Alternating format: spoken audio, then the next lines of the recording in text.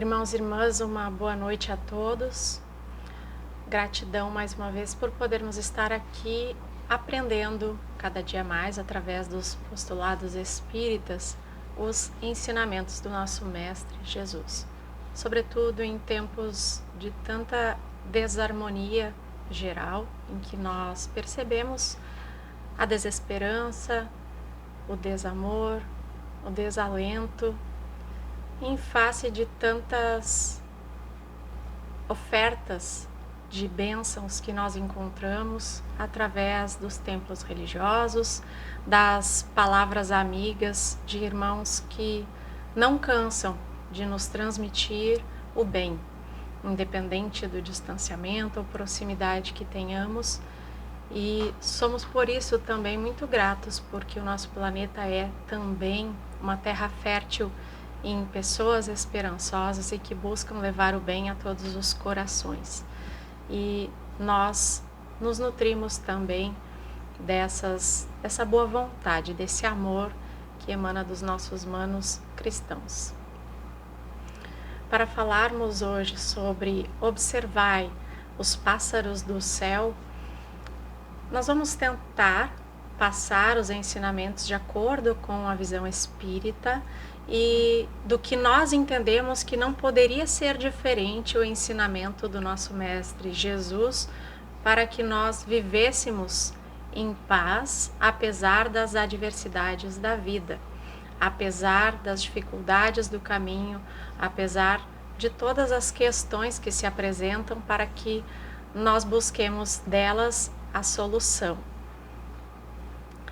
No Evangelho segundo o Espiritismo, capítulo 25, intitulado Buscai e Achareis, é lá no item 6 até o item 8 que nós vamos encontrar esta observação sobre o olhai ou observai os pássaros do céu.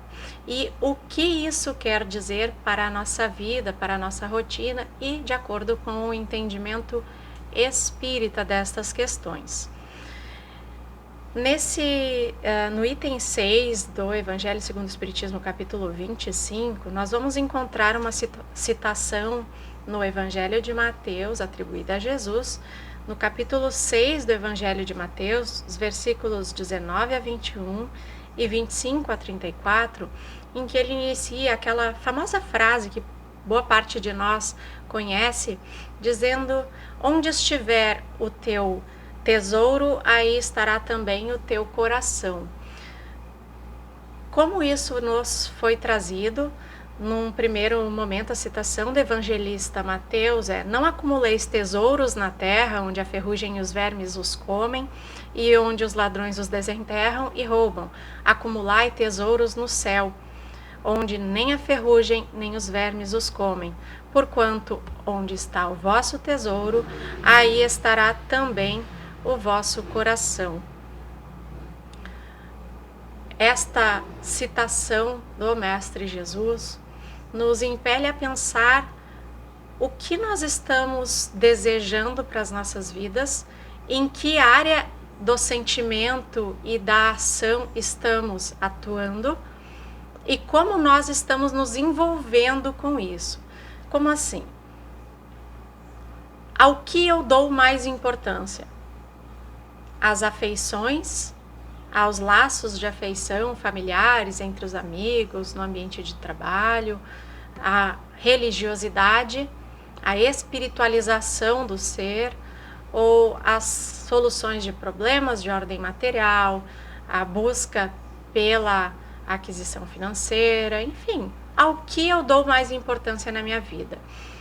Não é de forma alguma nossa intenção, como nunca é da doutrina espírita de uma maneira geral, dizer se o que a pessoa está fazendo é certo ou errado, se ela deve mudar isto ou aquilo. Não, jamais. A doutrina espírita nos aponta caminhos pelos quais nós seremos mais felizes ainda neste plano. Embora saibamos que a felicidade é relativa também ao grau de adiantamento de cada um de nós, e ao grau de adiantamento moral de cada um de nós e também do lugar que habitamos. Neste caso, sendo habitantes do planeta Terra, um plano ainda de reparação e de provações, nós vamos encontrar, sendo um plano de imperfeições, vamos nos encontrar ainda mergulhados em dificuldades. Mas aqui nós damos mais importância. O que é que valorizamos de fato? E por isso a frase do Mestre Jesus, onde estiver o vosso tesouro, ou seja, aquilo que nós valorizamos, aí estará também o nosso coração, o nosso sentimento todo. Como se fôssemos dizer de uma outra forma, aquilo que eu me interesso, aquilo que é a fonte, o objeto dos meus desejos, é o que está no meu sentimento de fato. O que eu demonstro querer é o que de fato eu sinto.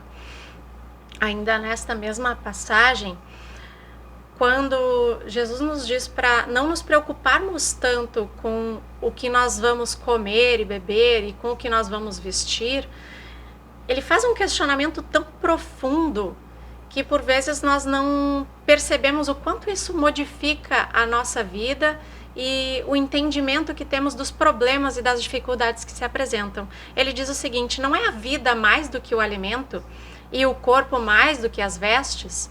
Olha a profundidade desse ensinamento.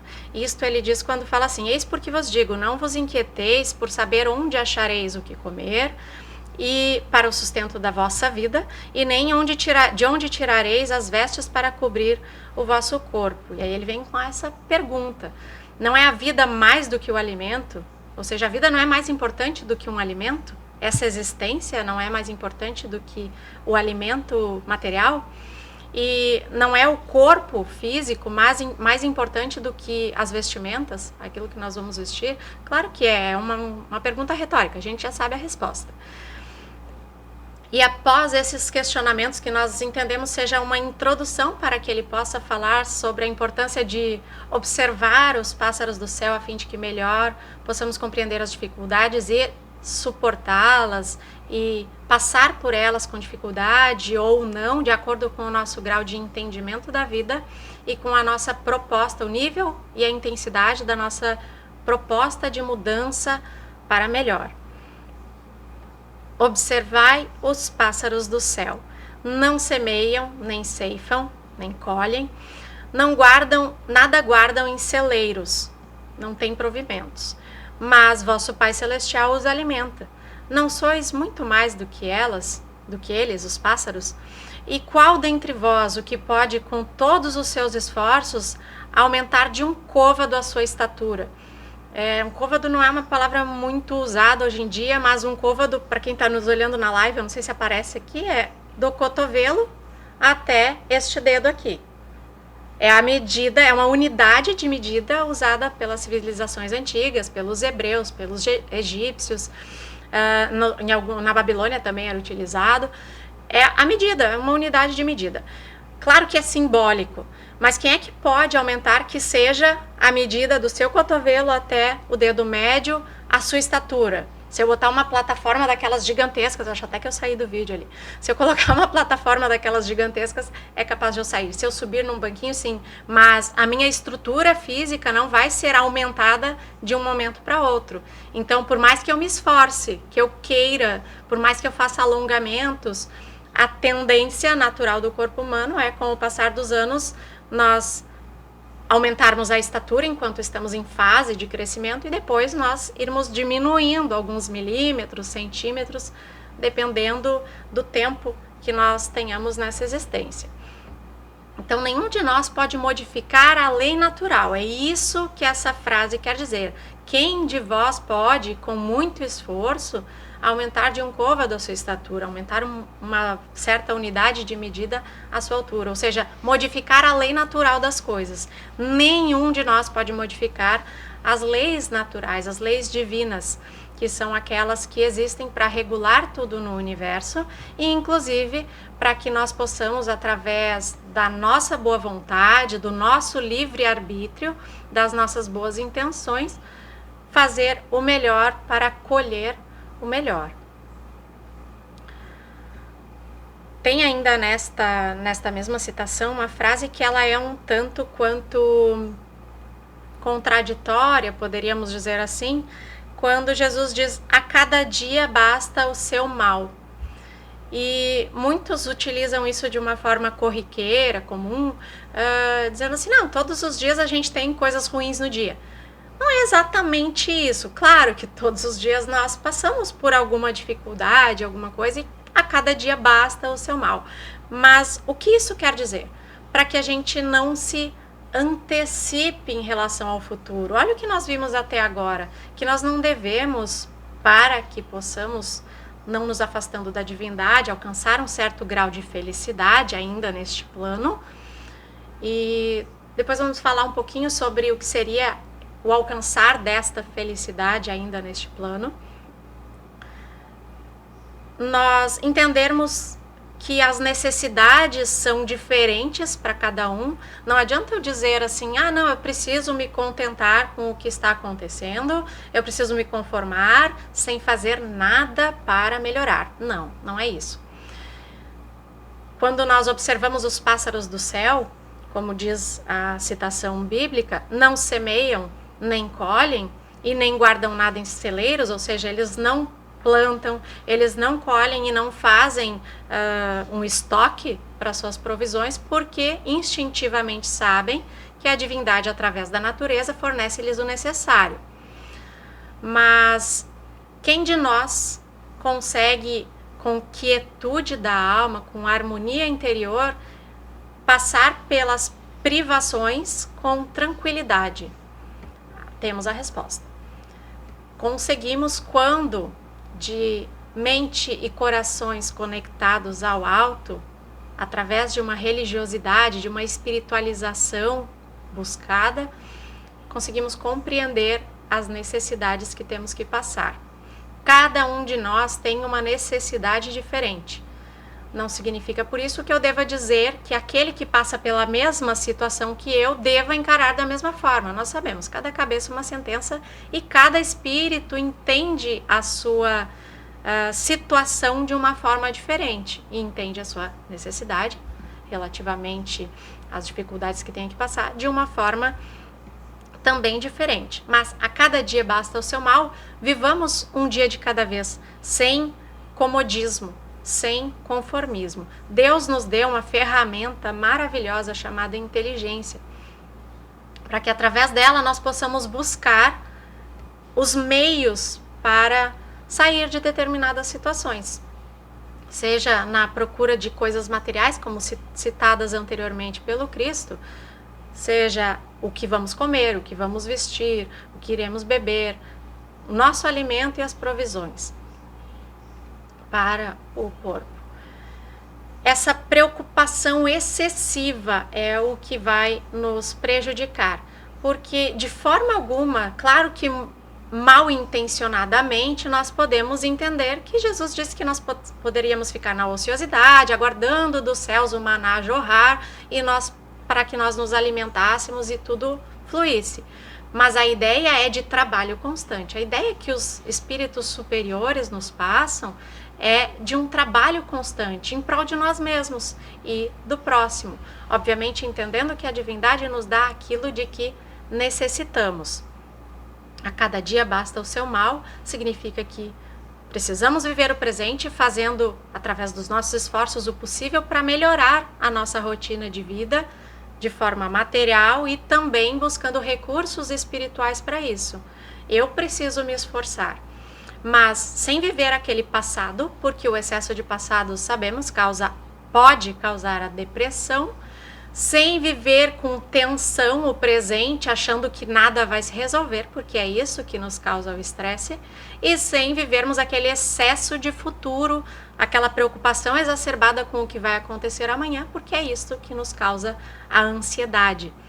Essas questões que são comuns acontecerem atualmente, sobretudo, porque sempre aconteceram em todos os tempos, mas atualmente nós observamos mais as nossas dificuldades, observamos mais aquilo que precisamos aprender, mas normalmente nós focamos em ter o supérfluo. Quando falamos anteriormente sobre o segredo da felicidade, o Evangelho segundo o Espiritismo vai nos trazer que é contentar-se com o que tem. E temos aqui na Associação Espírita Caridade, particularmente, um dos companheiros que sempre repete essa frase: o segredo da felicidade é contentar-se com o que tem. E é o que nos traz ali no item 7, o Evangelho segundo o Espiritismo, para que nós possamos entender o que é isso. Não contentar-se com o que tem não é estacionar, cruzar os braços e aguardar. É o que eu tenho para essa existência, a divindade me deu e é isso que eu vou... Não. Reiteramos, Deus nos deu a inteligência para criarmos os recursos necessários à nossa própria evolução, ao nosso próprio crescimento e melhoria da qualidade de vida em todos os sentidos.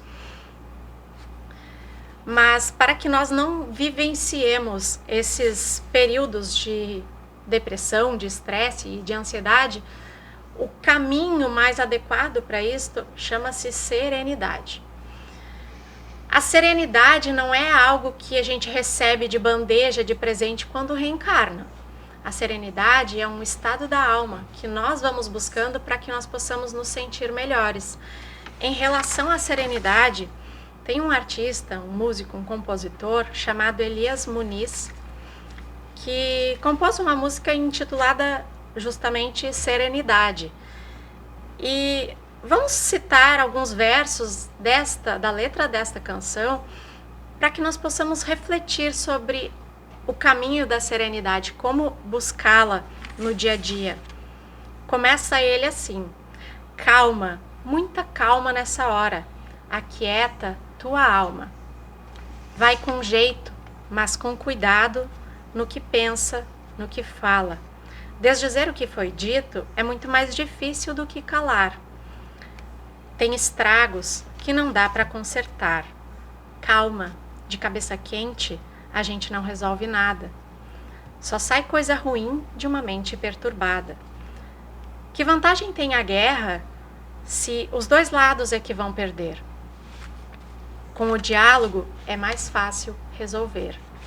Abaixa o tom, pega leve. Uma atitude intempestiva, com certeza, não vai nos trazer nada de bom. Stop estresse. Quando o momento é de crise, muitas vezes é preciso ter serenidade. Tente encontrar a serenidade. E, faça um parêntese, tentemos nós a cada dia encontrarmos ela. Nós temos que encontrar serenidade. Palavras do nosso mano Elias Muniz, cantor, compositor, que com esta bela canção, que claro que eu não vou dar o privilégio dos manos de ouvirem a minha voz cantando, então vai a letra, procurem a canção, vocês vão ver o quanto é linda e o quanto nos faz refletir, sobretudo, este momento atual que estamos vivendo. Esse tema que estamos trabalhando hoje, estudando esta noite, ele foi escolhido bem antes dessas situações difíceis, interessantes, começarem a acontecer no nosso país. Emmanuel, no livro Vinha de Luz, que é um dos 5 livros da coleção Fonte Viva, que são livros com várias leituras de harmonização. Nós chamamos de leituras de harmonização porque são leituras curtinhas, de cunho espiritualmente elevado e que nos ajudam a refletir sobre as dificuldades que passamos na vida dia a dia. Não precisamos fazer uma leitura por dia, podemos fazer várias, ou podemos fazer quando lembrarmos de fazer. Mas o interessante é que procuremos nos manter espiritualmente conectados com a divindade. E são leituras edificantes, como as destes livros, que nos auxiliam também nesse processo. No livro Vinha de Luz, o Espírito Emmanuel, na lição 152, intitulada Cuidados, vai nos falar um pouquinho sobre isso. Recomendou Jesus: não guarde a alma qualquer ânsia nociva relativamente à comida, ao vestuário ou às questões acessórias do campo material. Asseverou que o dia, constituindo a resultante de leis gerais do universo, atenderia a si próprio. O homem não pode nutrir a pretensão de retificar o mundo ou os seus semelhantes de um dia para o outro, atormentando-se em aflições descabidas, mas deve ter cuidado de si, melhorando-se, educando-se e iluminando-se sempre mais. Quantos de nós procura isto? melhorar-se, educar-se e iluminar-se cada vez mais. Melhorar-se enquanto ser criado por Deus, simples e ignorante, com um destino à perfeição relativa, ao seu grau de adiantamento, mas que passa por diversas escalas, por diversas existências, com diversas problemáticas a serem resolvidas, com diversos conflitos íntimos a serem solucionados, mas buscar o melhor a cada dia, buscar melhorar-se, buscar também, como diz aqui Emmanuel, educar-se. E aí nós vamos ao Livro dos Espíritos, quando a questão é sobre a velhice. Se tem que o homem trabalhar na velhice para sustento do próprio corpo, e quando é dito que o mais forte deveria trabalhar pelo mais fraco, a fim de auxiliar nesse processo, é que no comentário Allan Kardec vai falar sobre a educação.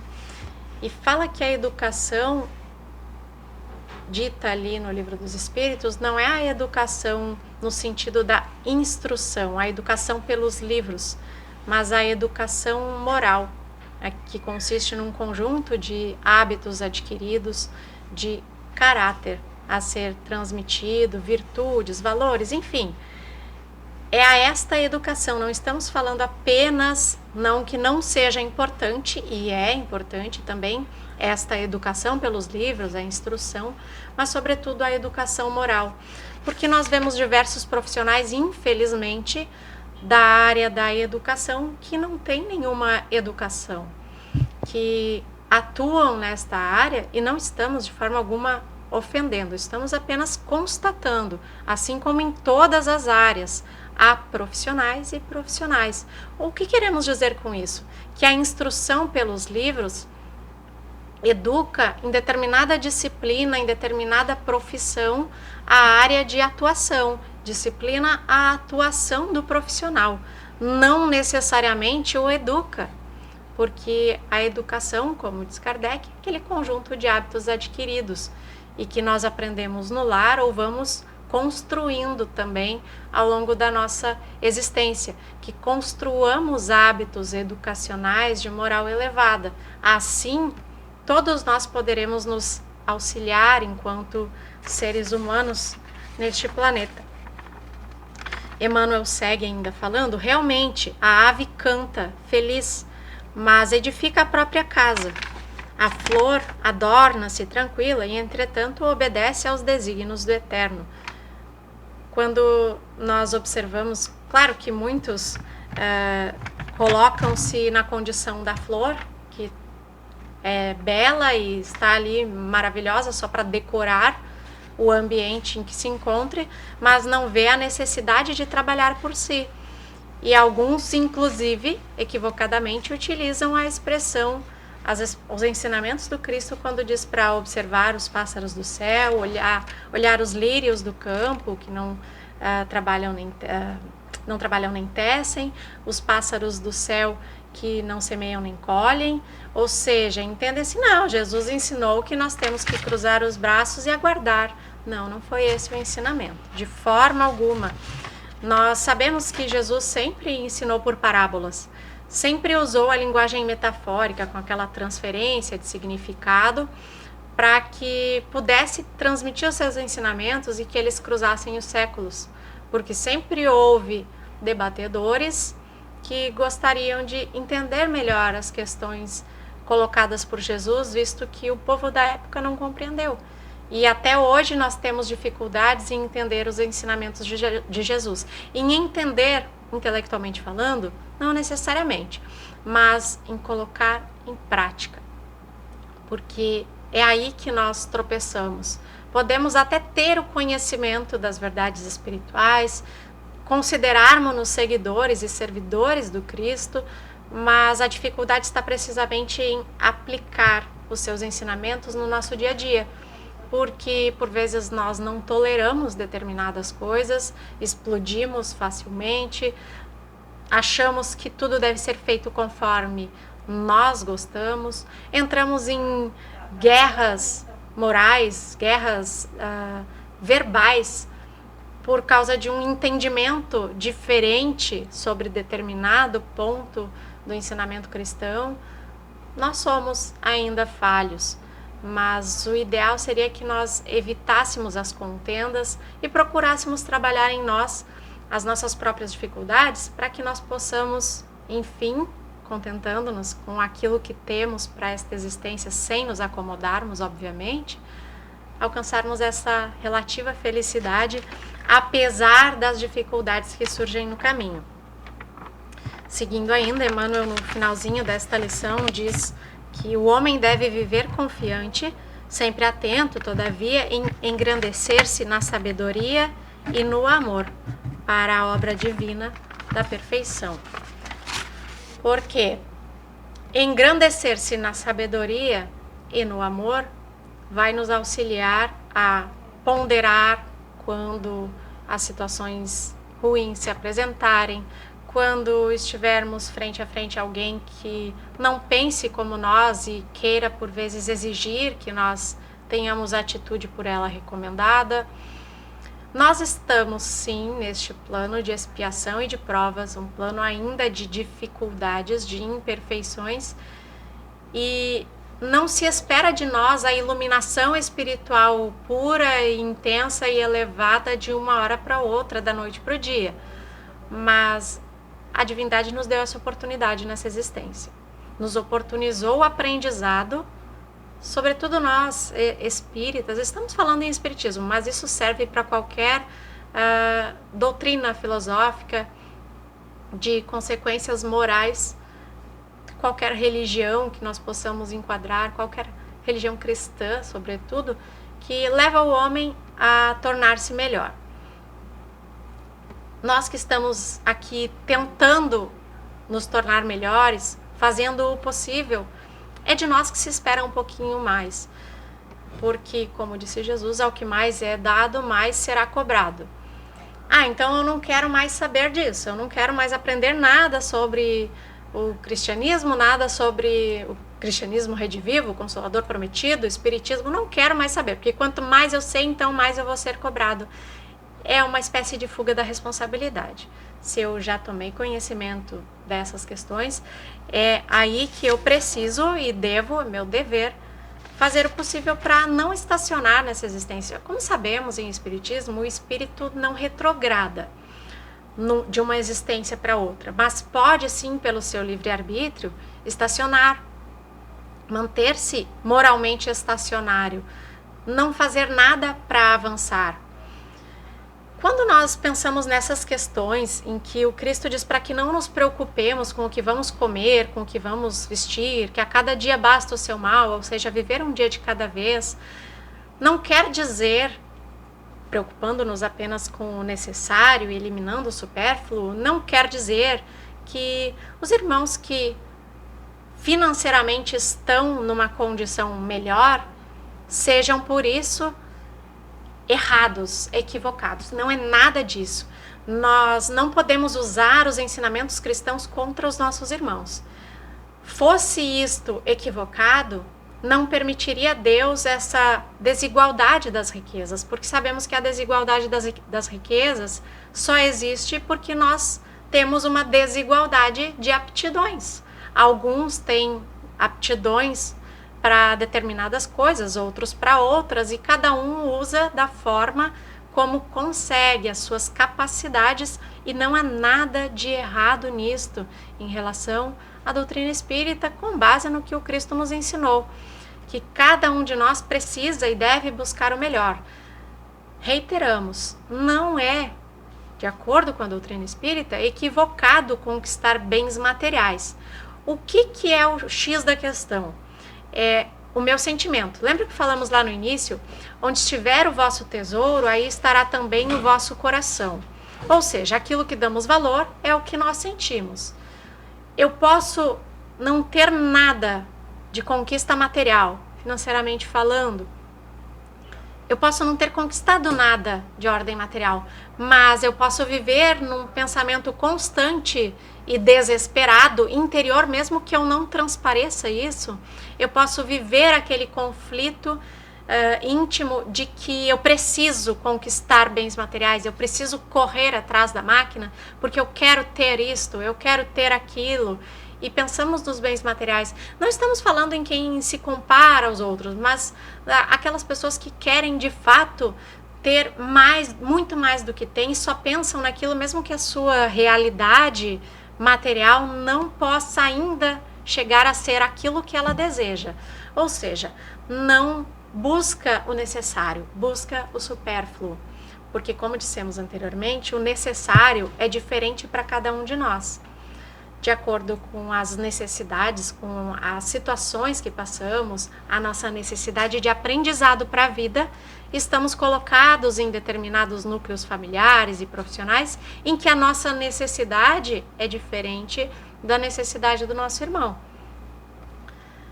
Pode acontecer também o oposto, alguém que tem muitas posses, que tem uma riqueza material considerável e por isso não vive focado em conquistar mais bens, em ter e fazer mais. E pelo contrário, ainda auxilia os seus semelhantes, pratica a caridade. E o inverso também, obviamente que tem, sim, e são muitos, os casos daqueles que têm muitos bens materiais e estão, sim, sempre preocupados em ter mais, e os que não têm nada de aquisições materiais e estão satisfeitos com aquilo que têm. Que é o ideal, nós estarmos satisfeitos com aquilo que conquistamos, mas não estacionários, entendendo que nós sempre vamos trabalhar em prol de nós mesmos para o nosso melhor. Quando Jesus nos orienta o auxílio aos nossos irmãos, fala ele da caridade. A caridade, esse sentimento virtude, nada mais é do que o amor em ação. Ou seja, a caridade é a prática do amor. E como é que eu vou aprender a amar se eu não tento me doar nem um pouco, se eu não me coloco no lugar do outro, se eu não entendo as necessidades do meu irmão, se eu só me vejo em primeiro plano, se só as minhas necessidades importam? É necessário entender que, e isso vai acontecer num futuro, esperamos próximo, que assim como as comunidades dentro de uma pequena cidade ou de um bairro, de um grande bairro, seguem mais ou menos o mesmo plano de ação quando alguns precisam de ajuda. Vamos pegar um exemplo: desabou um morro e aquelas casas todas foram soterradas. A comunidade, os vizinhos todos se mobilizam para auxiliar. Muitos porque ficam chocados com a situação, se colocam no lugar do outro e pensam o sentimento de sofrimento, de dor que é.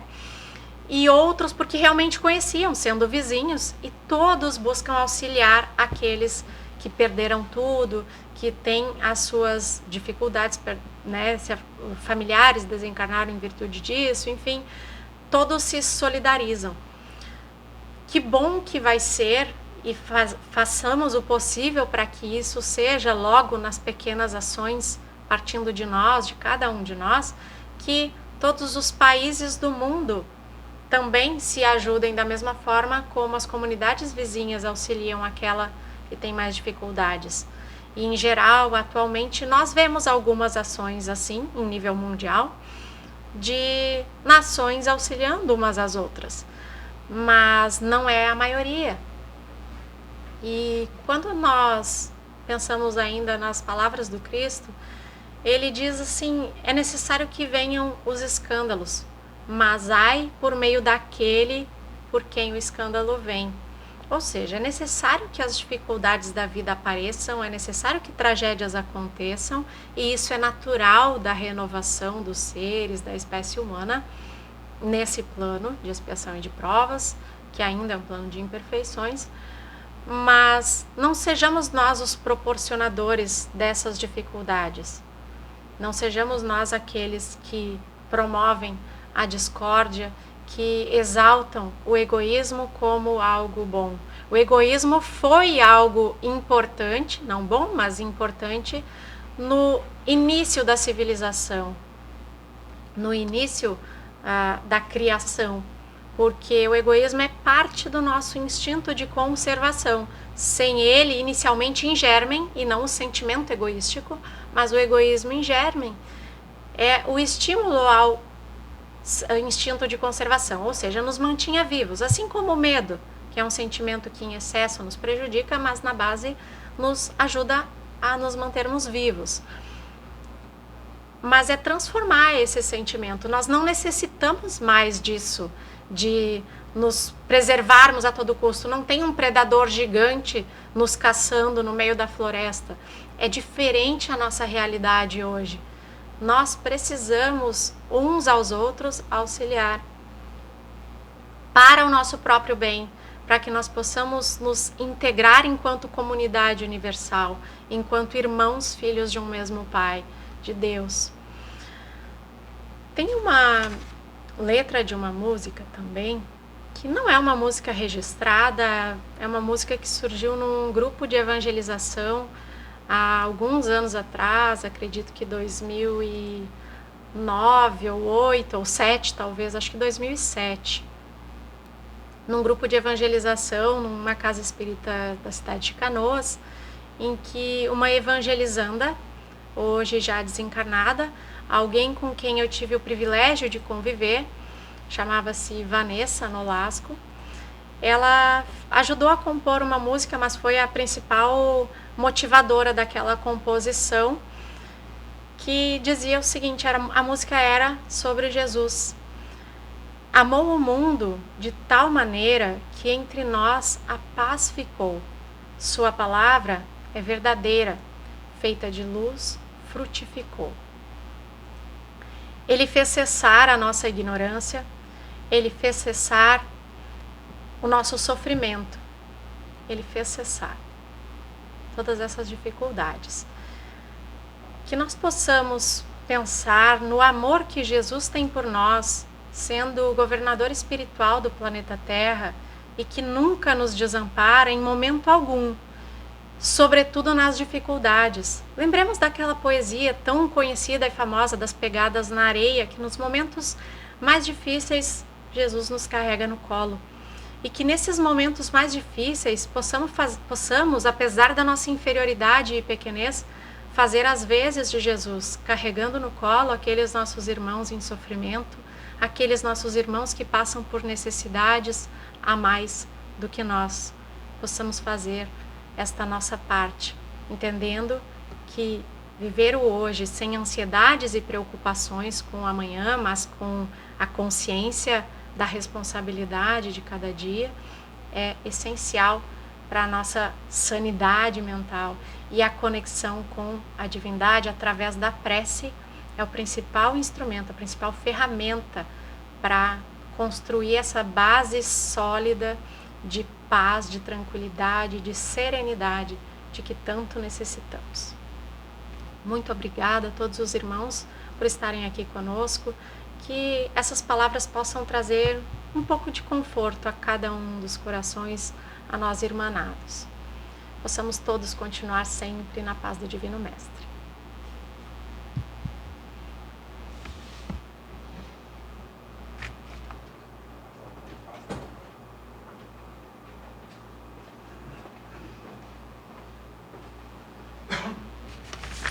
Muito obrigada, Valda. Vamos agora à nossa prece de encerramento e passe espiritual. Agradecemos, Pai, por essa oportunidade de aprendermos um pouco mais sobre nós mesmos, através dessas palavras consoladoras aqui recebidas. Certos de que cada um de nós recebeu tudo aquilo que necessitava, rogamos Tua proteção para o decorrer dessa semana e te pedimos a permissão para encerrarmos esses trabalhos de exposição e passe espiritual desta noite. Que assim seja.